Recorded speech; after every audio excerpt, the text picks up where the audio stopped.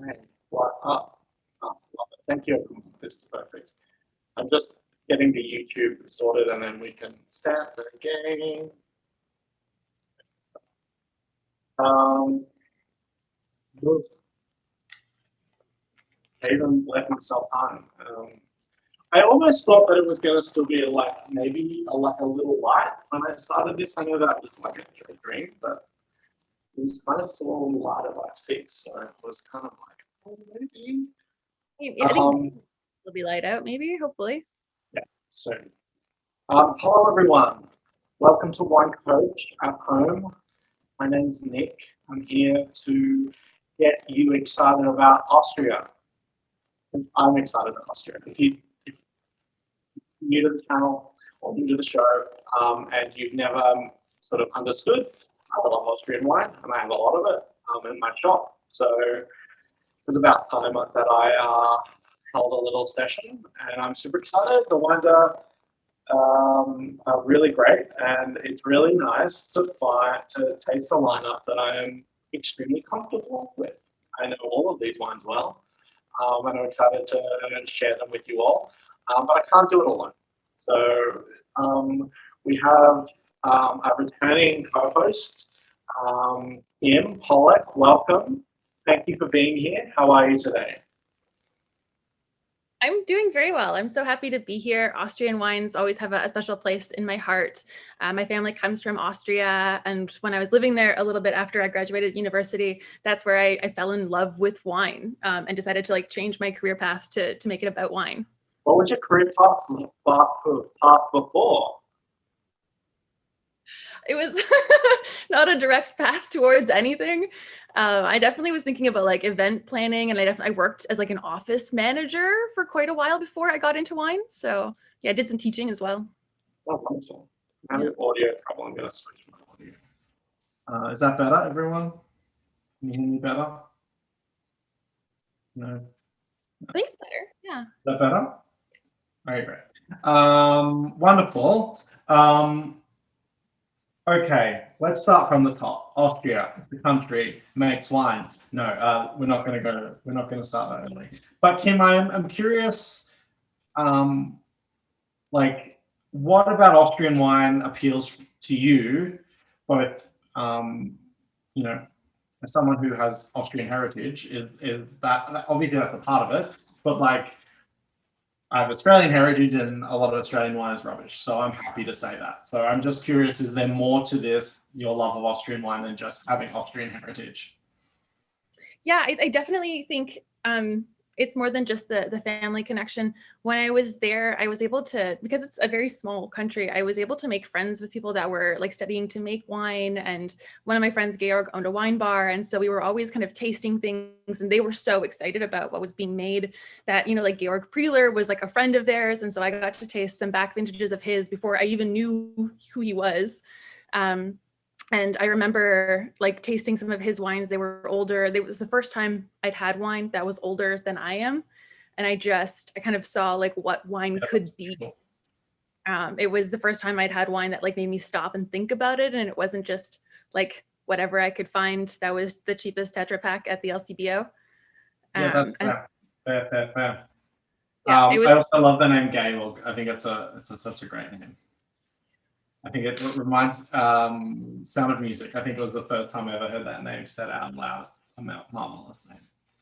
Obviously, Sound of Music, classic Austrian film, well, based in Austria, which, you know, definitely, you know, influenced my childhood. But why? I mean, and I guess my turn to share why Austria.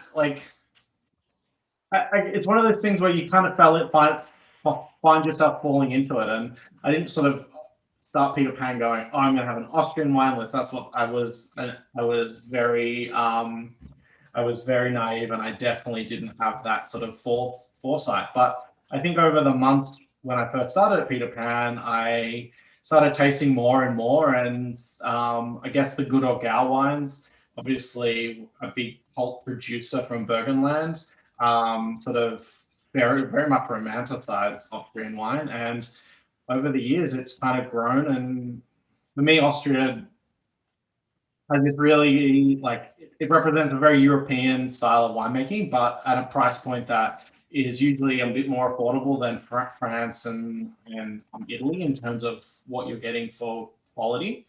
But the other cool thing, which we're not, unfortunately, we won't touch on too much in this lineup, but in internationally, Austria has this spectrum of natural wine to classic wine, and like these really cool producers in sort of Burgenland who are making these really great natural wines that kind of dominate the natural wine movement in a lot of ways. And then you've got these amazing classical conventional winemakers that kind of dominate, the group, like they define what Gruner is, but it kind of sits in people's minds in the same way. I think it has this great spectrum that appeals to so many types of people with so many different wine tastes. And I think I haven't seen it done as sort of as well than it did in Austria. I don't know if you'd agree with that, but Yeah, I think yeah, really kind of nailed what they're trying to do with wine and continue to improve and adapt to challenging vintages in a really amazing way. And I think their style is always a little unique for me. It's like when you're drinking an Austrian wine, you kind of it's Austria, and there's something about it that is kind of, it always has like a spice quality or like an herbaceous quality to it that I always point towards that place, and they remind me of it. So yeah, it's going to be fun. This lineup is really great, and I'm really super excited to start. So let's start drinking wine, everyone. Wine number one, if you haven't figured that out, that's where we're starting. This is a very iconic wine label. Emmerich Knowles, this is a label. This is Saint Urban, the patron, sort of like the sort of Eastern European, for lack of a better regionality, patron saint of vineyards and winemaking and stuff like that. So there's different patron saints depending on what country you're in, but in Germany and in Austria, it tends to be Saint Urban, and it's a very iconic label. And these are really special wines. So this is Gruner Veltliner, which is the iconic grape varietal of Austria, and I think there's a lot about Gruner that appeals to people in Toronto. It's high acid. Tends to be dry. There are obviously sweet versions, but most of what you see in Toronto or Canada tends to be a dry style. But for a city, I was speaking for Toronto in my experience, who doesn't like Riesling or doesn't like Riesling as much as the rest of the world, and tends to have an aversion for sweet sort of styles of white wine. Gruner offers a really great experience because it has this herbal quality that you were mentioning before, but it tends to evoke a more savory, a more vegetal kind of sensation and taste, and that really helps people enjoy it without being reminded of sweetness and fruitiness and the shitty Rieslings of their past that kind of make them unhappy. Kim, what are your thoughts, feelings, impressions of this wine? I love this wine so much. I think Noel has just such a beautiful expression of Gruner, and there's so much tension to the wines that these age amazingly well, better than you think that white wines could ever age. I had a back vintage an 06, I think last year, and it just you have to just stop and acknowledge how much can be packed into a glass of wine.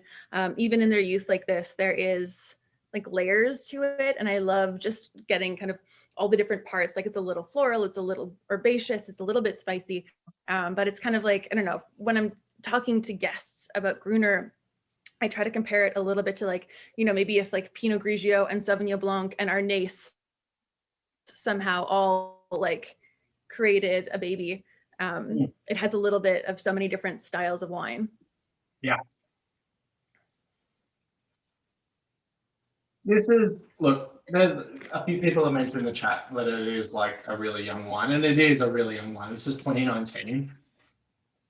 no self-respecting Austrian wine lover would ever serve or ever drink this wine this young.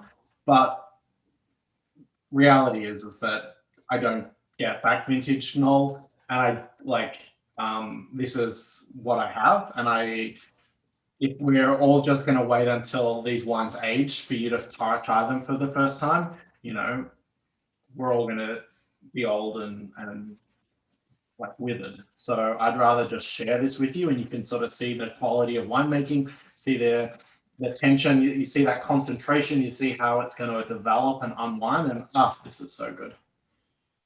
All right. Just the Tell, like, nose, it's so as wonderful. you like, there's like, yeah, obviously, like, ideally we're getting back vintages, but like Nick said, like, it's still a beautiful opportunity to see the style of winemaking.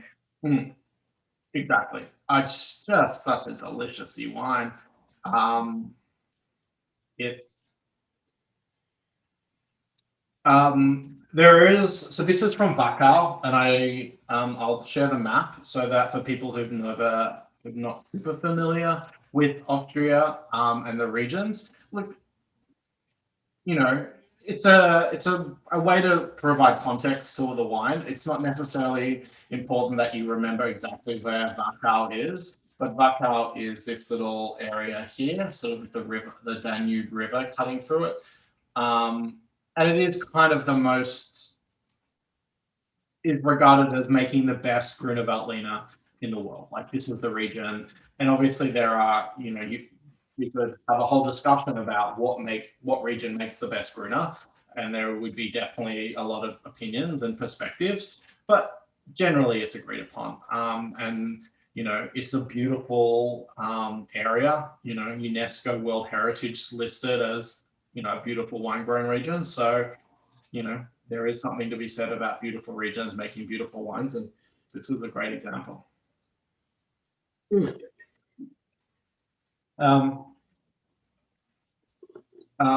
there's another part to this wine that we'll touch on briefly because it will give you context of the two Gruners that we're tasting. So if you see on this label, and if you want to buy from Wachau, there's a good chance you'll start seeing these terminologies. Fetischspiel. And Fetischspiel is a term that a collective of wine growers in the Wachau region sort of created, and there's three different terms that they use. So it's oh god, now I've forgotten. Steinfeder, which is like their lighter style. It has like a little bit lower alcohol usually. We don't see a lot of Steinfeder in Toronto. And then the next level up is the Federspiel, which is kind of has this really great balance of sort of acidity, but fruit, very delicious. And then the final one, which we're going to taste in wine number 2, is Smaragd, which is the name of a little lizard. Have you ever seen a Smaragd? Have you ever been to Wachau? I don't know if I didn't ask you. I haven't been to Wachau, but it's kind of funny. I realized that the lizard is actually named after its coloring, and so Smaragd also means emerald. And I was in like a mining museum in Bernstein in Burgenland, kind of near where my family is, because a lot of geologists in my family. But I remember seeing Smaragd as like a rock, and I was like, "What are you talking about? That's a wine." But no, also a rock. And so the lizards are a bright green color, and they attract all of this sunlight. And because they just spend their entire day like absorbing the sun and lounging in it, the Austrians thought it was appropriate to name a style of wine after that emphasized that, like, that richness and that kind of indulgence. I'm going to share a picture of the Smaragd. That's Smaragd. So yeah, emerald is a really great way to put it. Super cool color. Never seen one, but I'm going to look for one if I ever go to Wachau and bring it. No, I'm never. I really like this wine, and it like, if you want to get into Wachau, or you really want to like explore like the different levels and the different villages and producers, Federspiel tends to be the most sort of the cheapest wine that you'll find in Toronto, and it offers a really good entry point into producers. Because wines at like Knowles level, Pichler, Eltsinger, all these like the top producers in Wachau, their wines are hundreds of dollars. You're getting into like, you know, some of the most expensive white wines in the world. So, you know, don't be like, this is 59 in the shop. Like that's a lot. You know, it's a lot for a bottle of wine. Or no, definitely for a bottle of Gruner. But it is a step up from, you know, your everyday Gruner that you kind of just drink on a patio. That's like, you know, $20 to $30 a bottle. So, you know, it is an exploration in sort of what the top producers are making and how Gruner is, you know, made in Wachau. Yeah, I think it's interesting too, just because like even though like the Federspiels are less expensive, kind of like a more entry level point than the Schmaragd, it doesn't mean that you're missing out by not having the Schmaragd, just because they're so stylistically different, that you might generally, like if you like lighter, fresher styles of wine, then Steinfeder and Federspiel might just be your actual preferences, and Schmaragd might be too rich or come across as a little bit sweet sometimes because they have like that higher ripeness level. Yeah, and it all comes down to grape ripeness, and I'm not going to go into too much about that right now because that's not fun, quite boring and nerdy. It's in the category that soil and rootstock live in my wine head. Super interesting, but not for a Tuesday night on Zoom. But I really like that wine, and I was very curious when I opened it on Saturday. I was like, this is a really tight, like everything was just like ready to open up. And I think a few days in a little pouch or in a bottle, in my case, I think it's so much more expressive. I also know that in a few years, it's going to be even more expressive. But, you know, if you came to my house in 2019, Knoll Federspiel, I'd be so happy. I wouldn't do the sneaky move where you put it to the side and you like open wines from your own cellar, and then in the hopes that the bottle stays unopened by the end of the night so that you can put it in your cellar. And because the rules are, I don't know, my rule is that if you bring wine to somebody's house, it stays at their house. You never take it back with you. I don't know if that's your rule, Kim, and if it isn't, I'm teaching you the right way to bring wine to someone's house. No, we would never do that. They would be opened. Yeah, it would be open. Unless I hid it in my spot in my cellar. Oh, we've got 5 minutes to go through, and it's already been 20 minutes. I keep forgetting, like, my time scale's a little skewy. Wine number 2, Altsinger. Another really classic producer. Funnily enough, Knoll and Altsinger are literal neighbors in Wachau. They are across the road from each other. Little bit more, as you can see, a little bit more modern kind of style of wine label, but still kind of iconic. This is Reed Leuvenberg. I said that wrong. This is Smaragd. So whereas number 1 was Federspiel, this is Smaragd, and this is 2018. So has had another year to age and mature. I'm not sure. I mean, I'll be interested to see how this tastes. I haven't tasted it yet. To see, I mean, obviously that will help. But still very young for Smaragd. I think the last Austrian taste we did, I think Neil was there and a few other people were up on the 3rd floor of Peter Pan. And I think it had a 2011 Smaragd Altsinger from and it was maybe 2013. It was so delicious.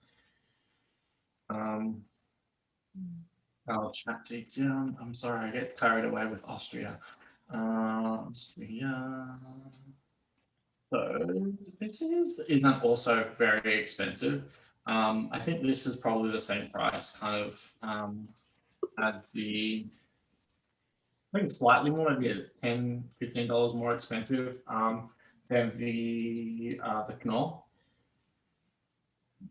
I'm trying to say Knoll right. I know it's the wrong. Like there's I'm really bad at that. No. You'll be forgiven for mispronouncing that. I think everyone mispronounces German and Austrian things in some way, and it's just fine. This wine is so creamy. Oh, this is like, you can, so this is a very indicative contrast between Federspiel and Schmarag. Like Schmarag just has this like bold, ripe kind of thing. It also has this like slight bitterness to it that I think you kind of get with a little bit of like ripeness on the grape. Which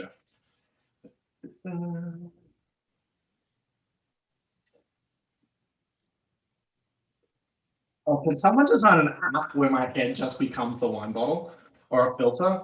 And so when I just click it, it's just me talking like this. I think that's a much easier way. That would be so amusing. I slightly upgraded my camera this week, so I think it's easier for it to focus on some things.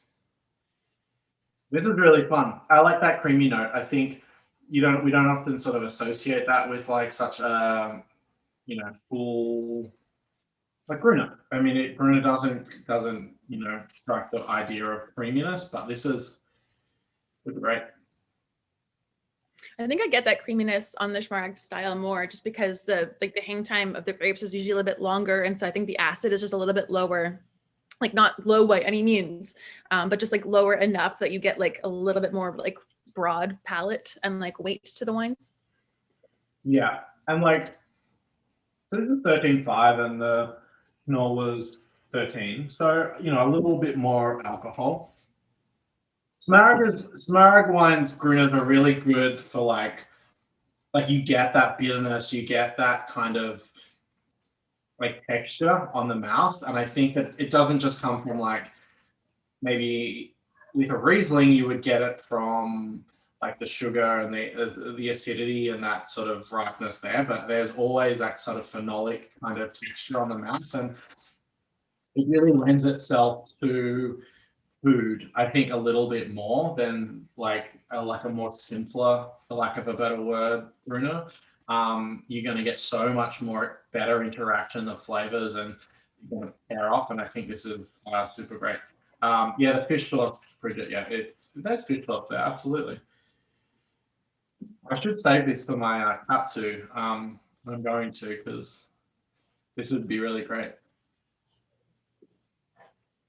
The acidity is definitely lower than the first wine. And you can also see that sort of honey notes sort of touching the palate, and yet I can feel that like give this another couple of more years and you'll get a definitely a different wine. And it's aging great. I mean, I like this wine.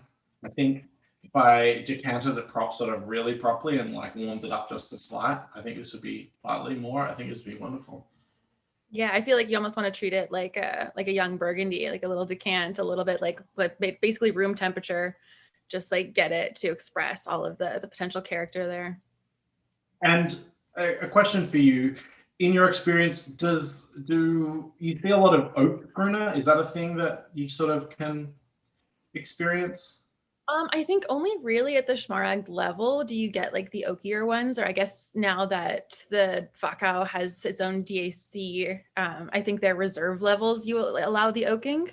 But it's not something that I see super common. Like I know Knoll uses all like old oak, also uses a little bit of old oak as well, but I think it's not traditionally the choice, but it's something that some producers want to show you.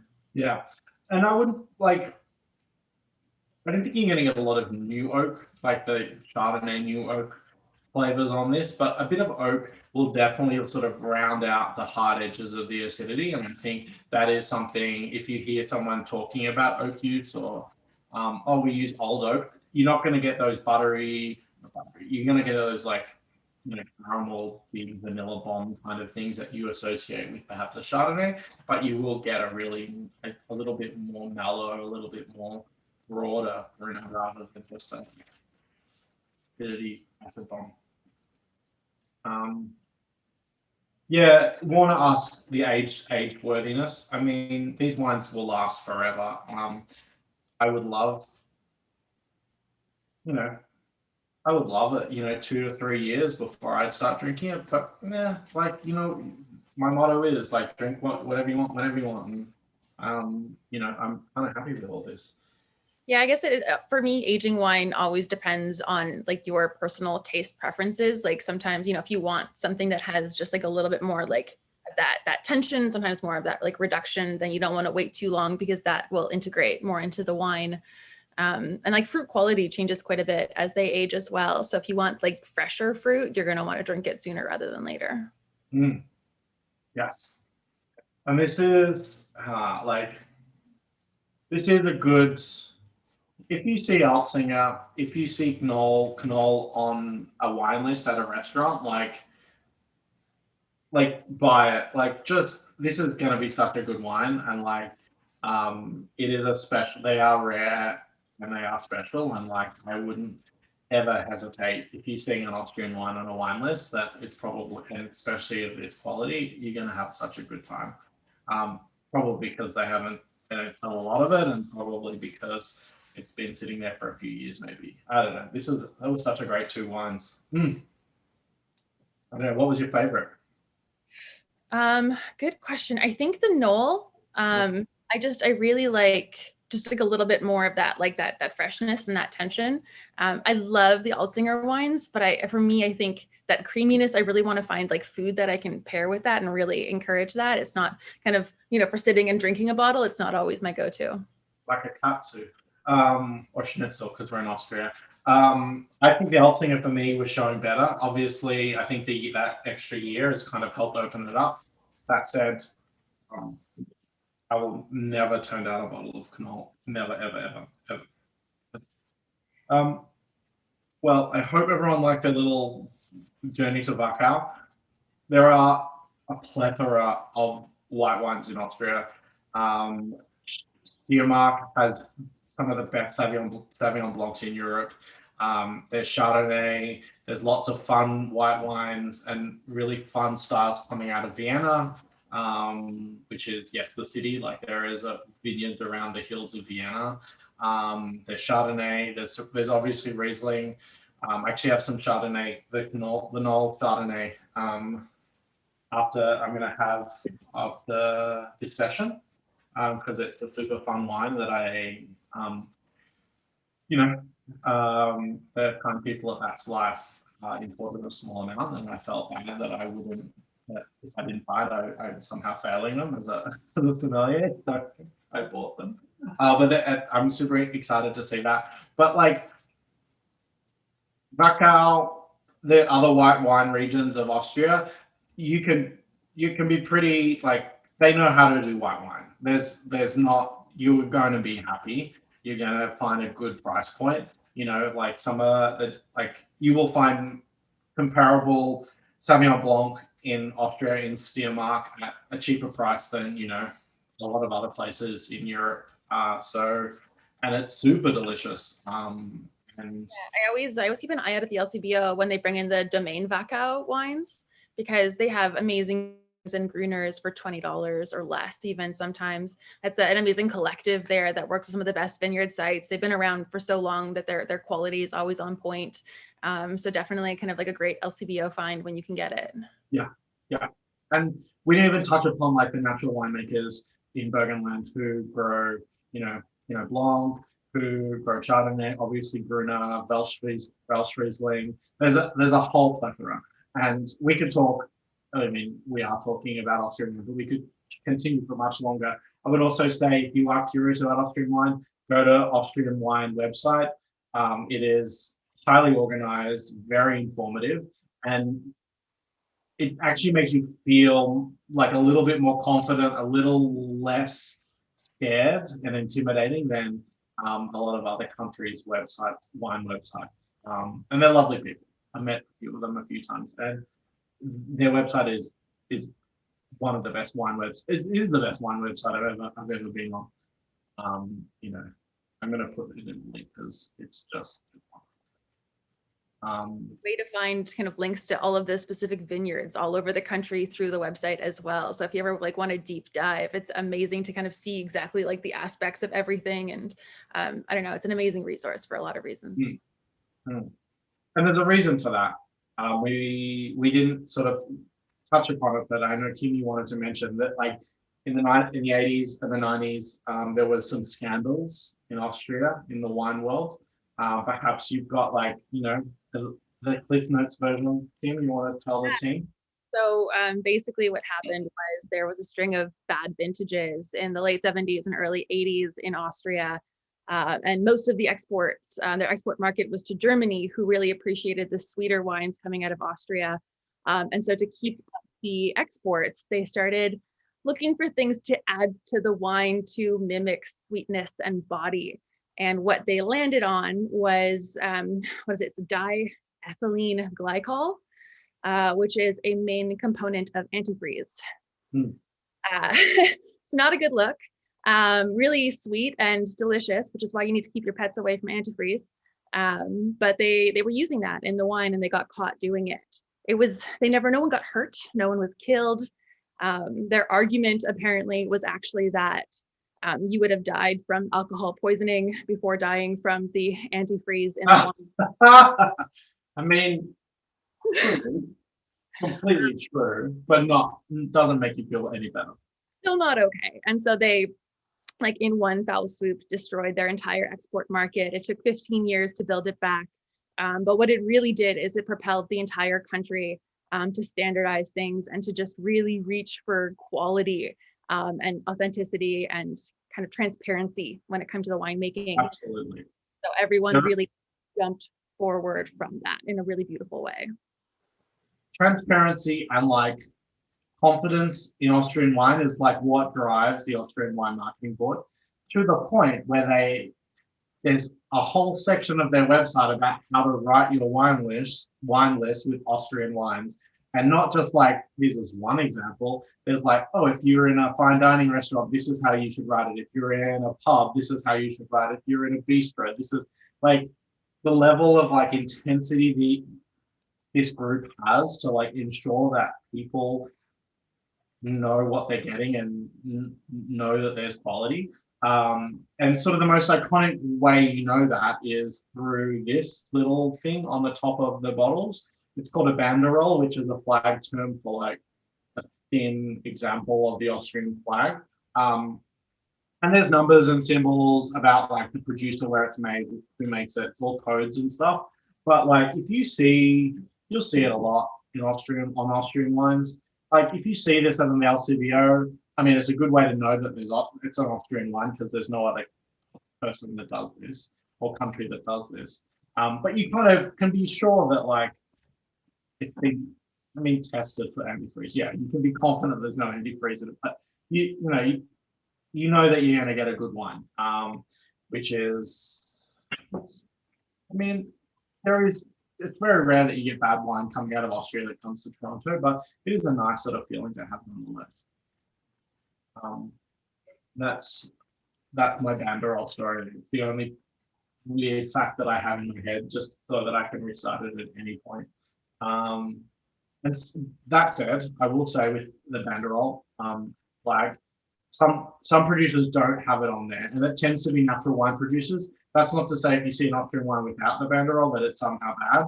There are politics, there are dynamics in the wine industry in Austria that are very complex and very full of passionate people, and some winemakers choose not to label and follow those rules because they feel like a way about that, but that doesn't mean that it's bad wine.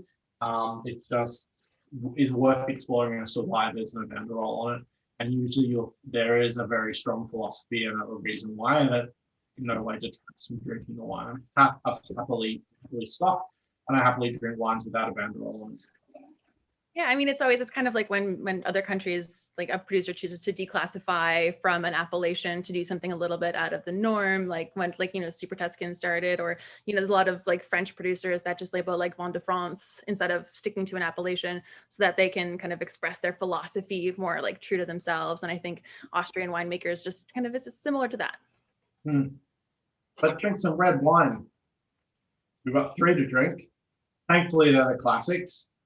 When you talk about red wine, there are 3 grapes we talk about. One is very common, one is delicious, and one is very rare.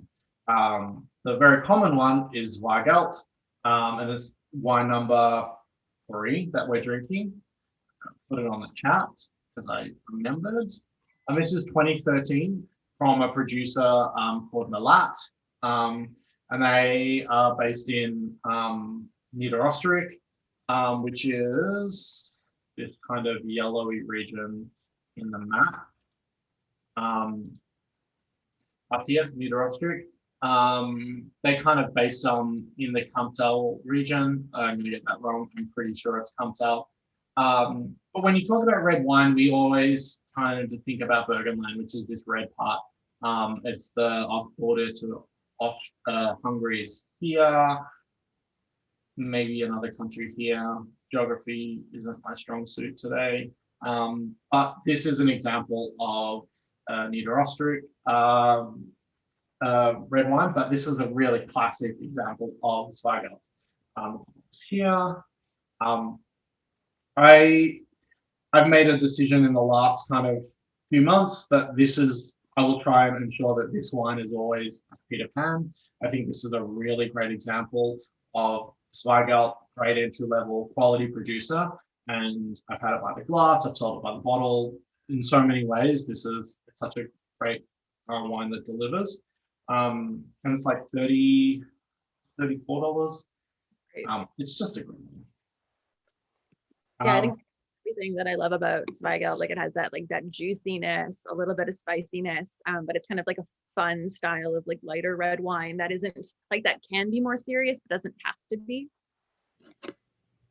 Yeah, and you will find a lot of people, me on a bad day, comparing Austrian reds to like Gamay and Beaujolais and Syrah.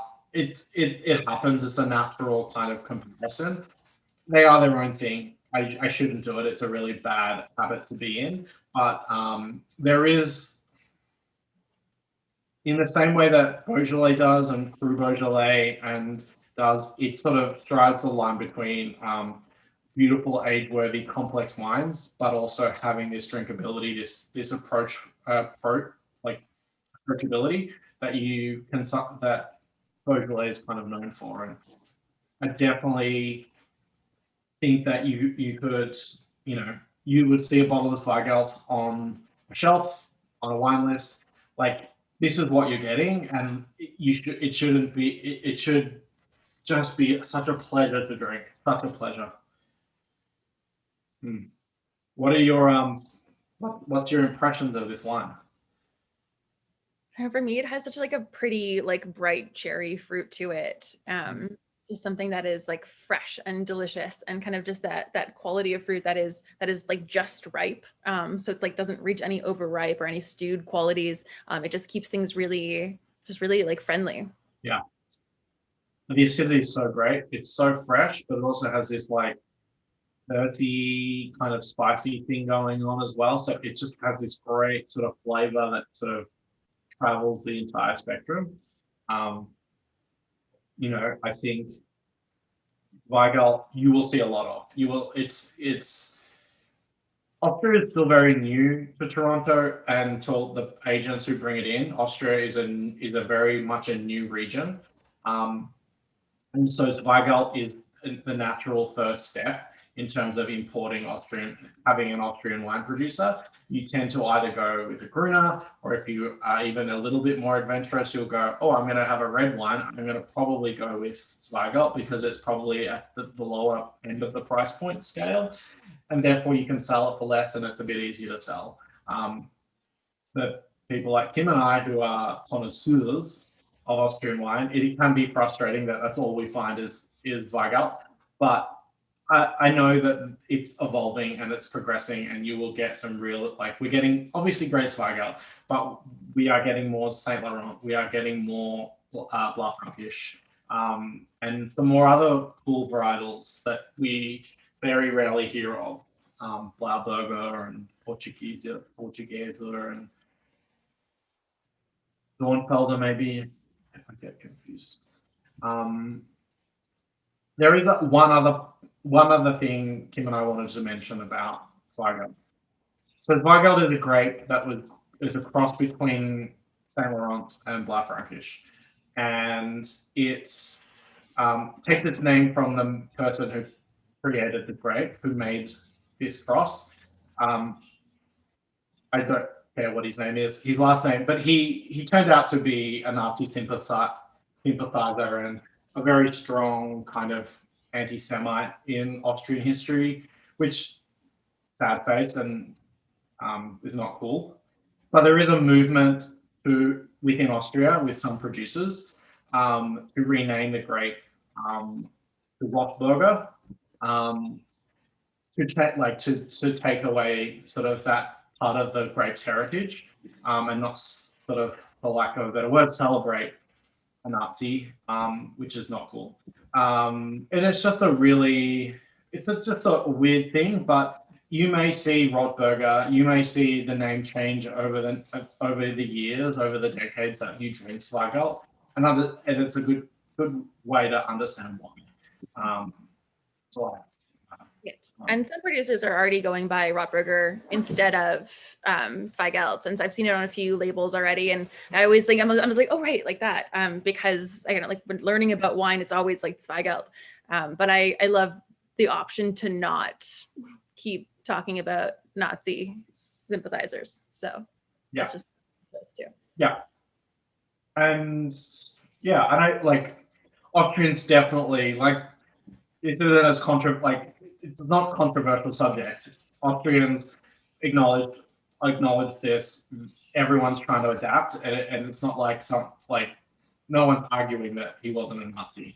They're just arguing about not even arguing. It just takes time for these things to change and the names to change, and obviously a name like Zweigelt, it's also a business and it's also your livelihood. You can't just change the name of a great varietal overnight and not expect it to affect sales and so anyway, I think this is a really great wine. It's also a screw cap. It's supposed to be drunk. It's supposed to be enjoyed. I don't know. We often diminish Zweigelt, like you go, oh, it's not Blanc Frankish, which is fair. It's not Blanc Frankish, but I don't know. There's such a joy and I never always gravitate automatically towards Weigelt, but just enjoy it so much. Yeah, I think I made the mistake lately of gravitating away from Zweigelt just because I've seen so much of it, but I've been missing out on the joy of it because it's just so friendly and so approachable, and that acid is such it's so good. Like I can't. There's so many foods you could pair with this. It's such a friendly wine for so many reasons.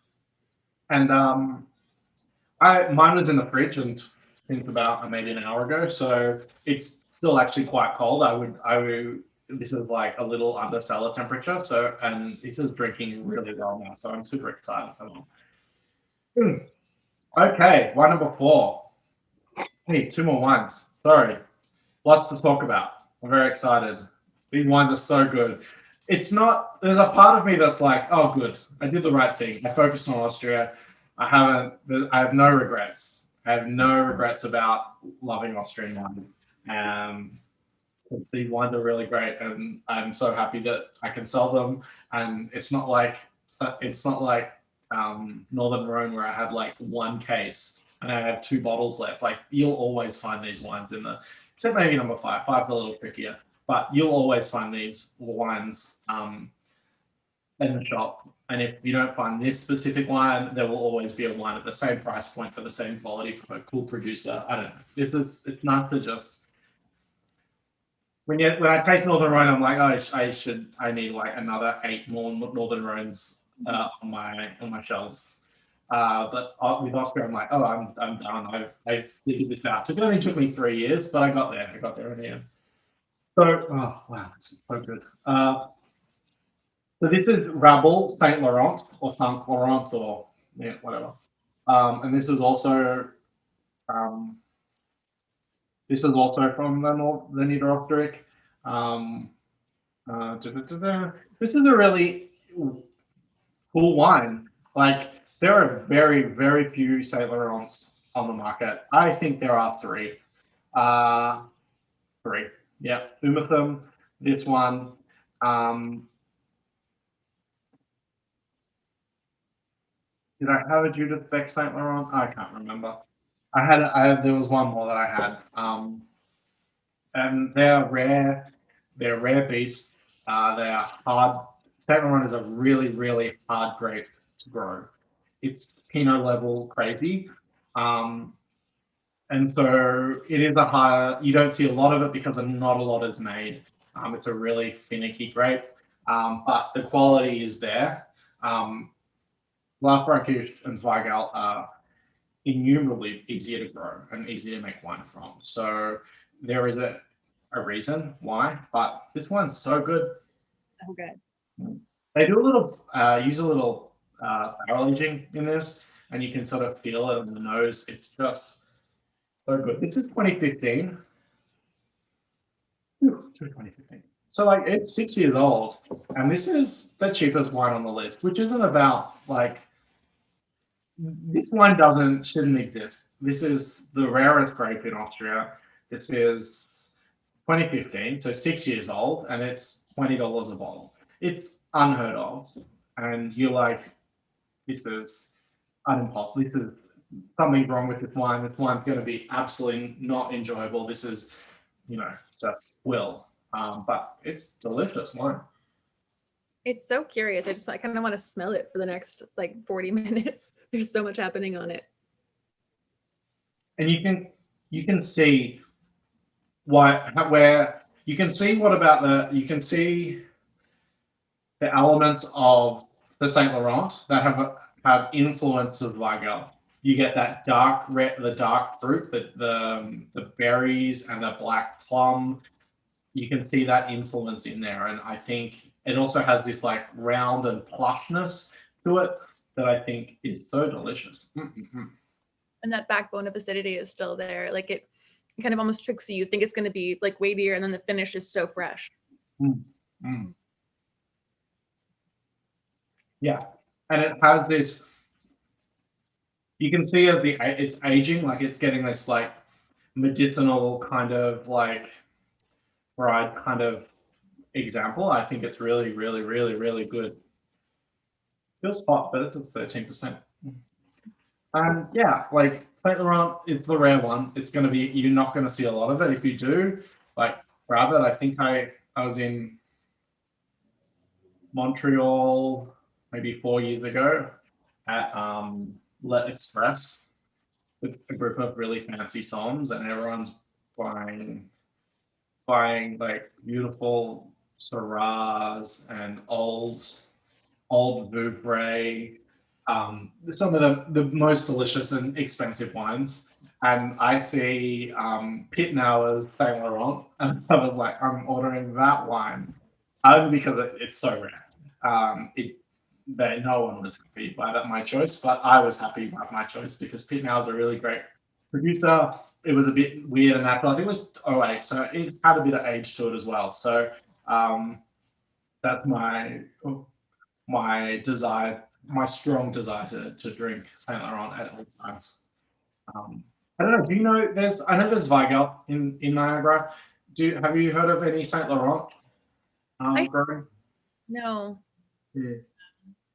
I don't know. Like, I don't know how good it is in the climate here. Like, the reason it's so hard to grow even in Austria is just because that cool climate just like kills it.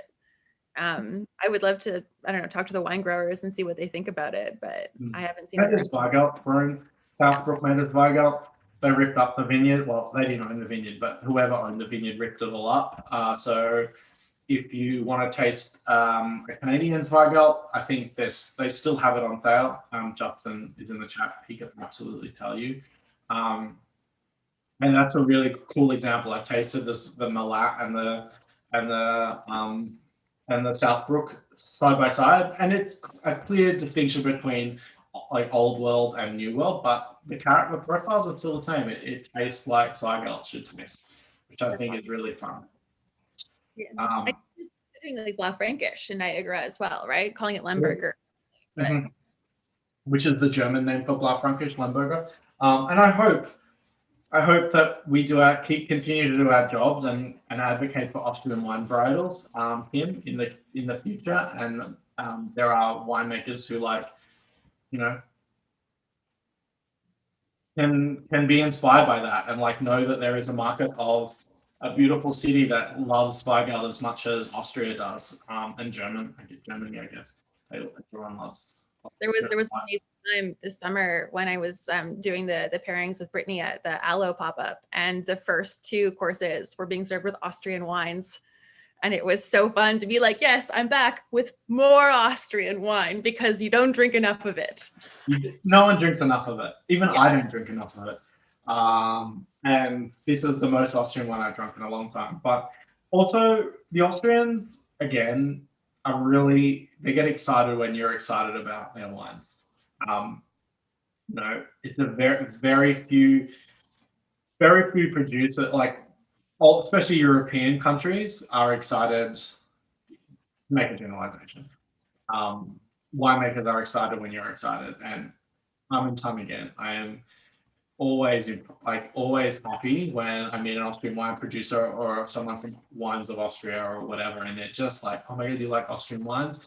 Or they see the shop and they see all the wines and they're like, "Oh my god, this is cool." And I'm like, I just like that level of like that reaction and that enthusiasm that like there's someone who's it's just so happy that someone's passionate about their countryland and their product and whatever. It's super delicious.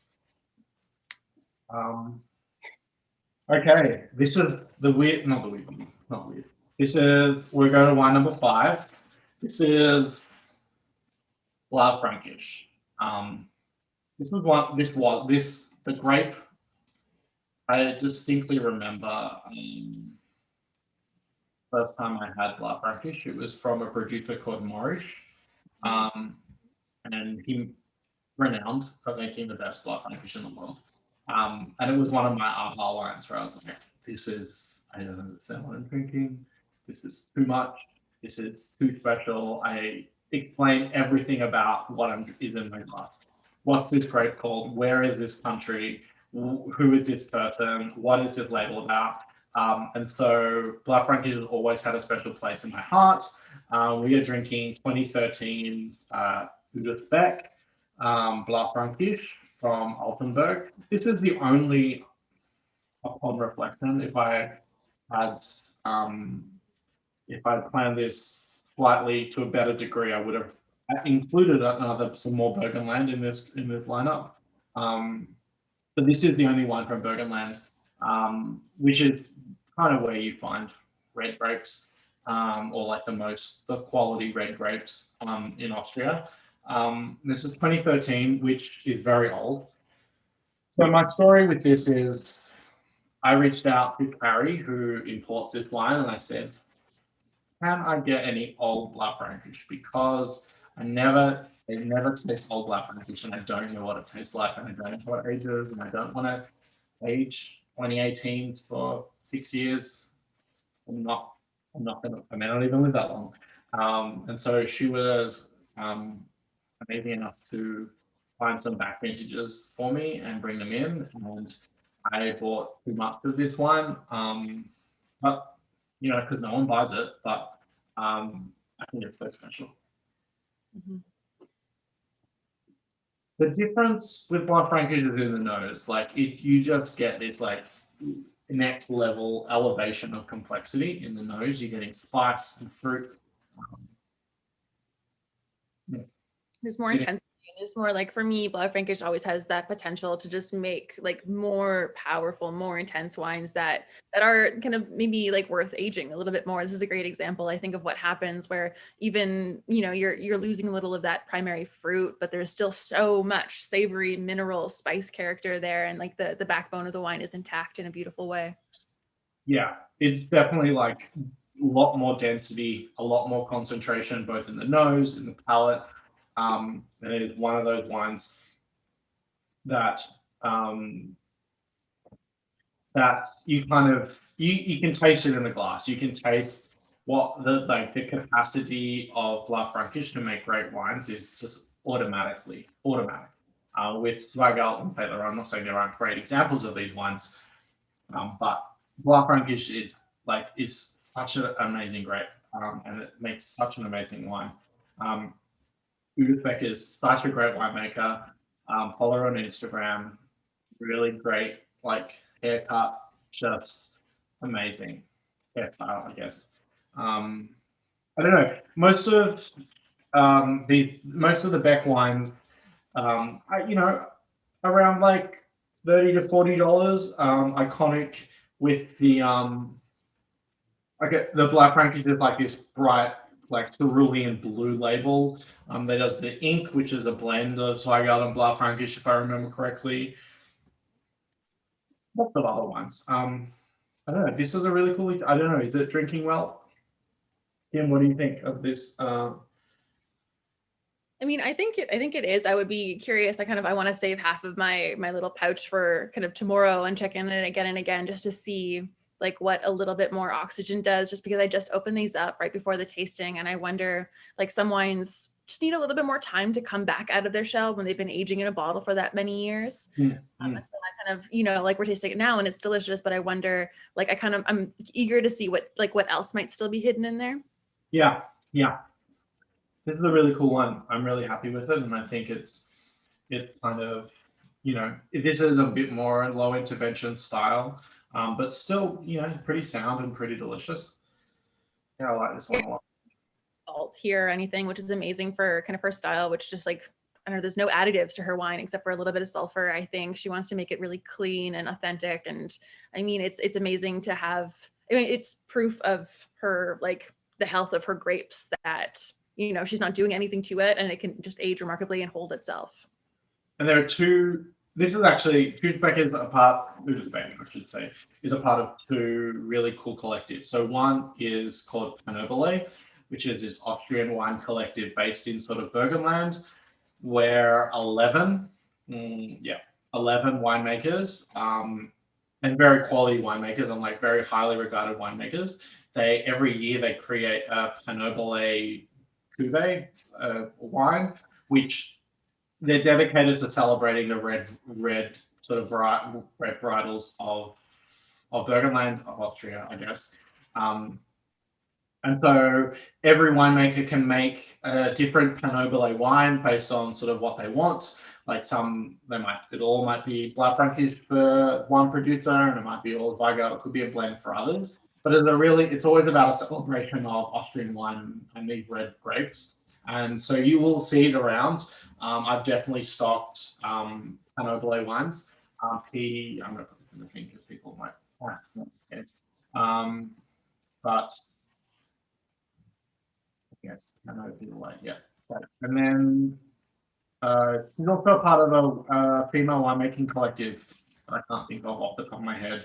I remember reading some articles about it. So there's also like a collective of female winemakers from Burgenland who sort of make wines together and like celebrate each other. And I think you will see a lot of cool female winemakers in Austria. And I think that's also a big part of they're very sort of visible and very celebrated. Heidi Schrock, a great example. Just there. No, I forgot it. I can't think of anyone else's name.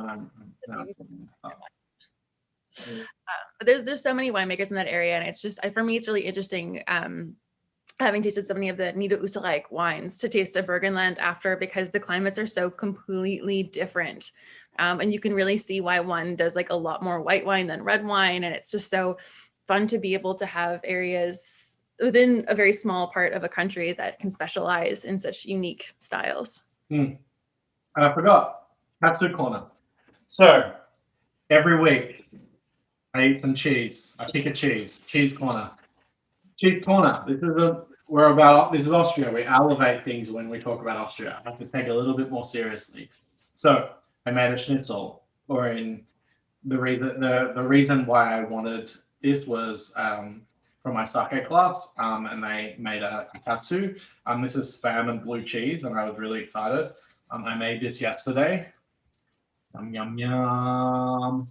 But I mean, that's a big part of Austria that we never touched about. It is like the cuisine and the delicious sort of everything is delicious in Austria. It's schnitzel.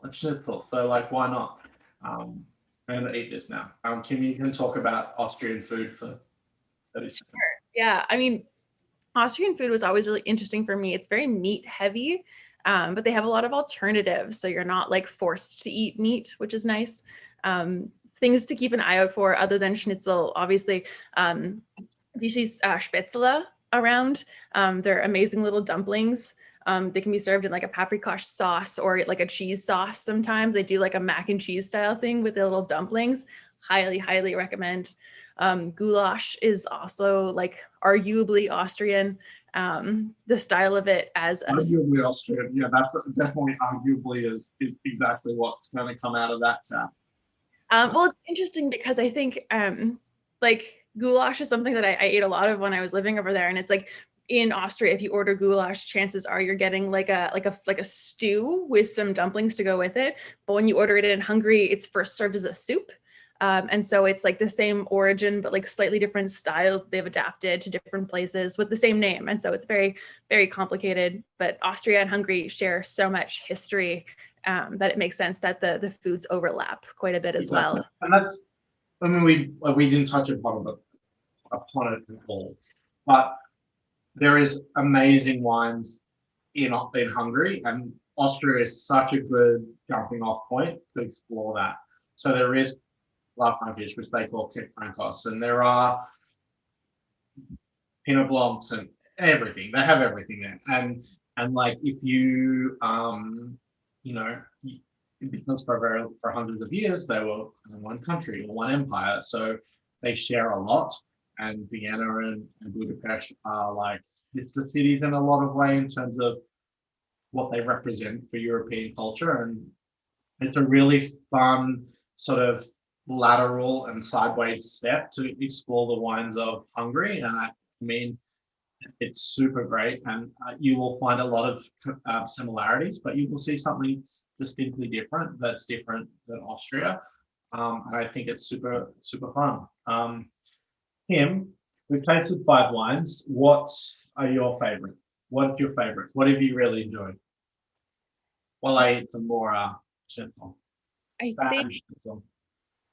think for the whites, I'm sticking with my call of the Knoll being my preference there.